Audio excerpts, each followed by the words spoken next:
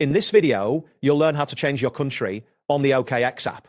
By following these steps, you will successfully update your country settings within the application. Begin by opening the OKX app on your device. Ensure that you are connected to the internet, as a stable connection is essential for a smooth experience. Once the app is launched, locate the grid icon, which consists of 9 squares, typically found on the main screen. Next, tap on the grid icon. This action will reveal a menu with various options. Look for the profile option, which is usually located in the top left corner of the screen. Tap on profile to proceed to your account settings. After accessing the profile section, find the country/region option. This setting allows you to adjust your country preferences. Tap on country/region to view the list of available countries. In the list that appears, scroll through and select your correct country. It is crucial to choose the accurate country, as this will affect your account settings and available features. Once you have made your selection, confirm the change. You will now be prompted to upload the required identification document to verify your country change.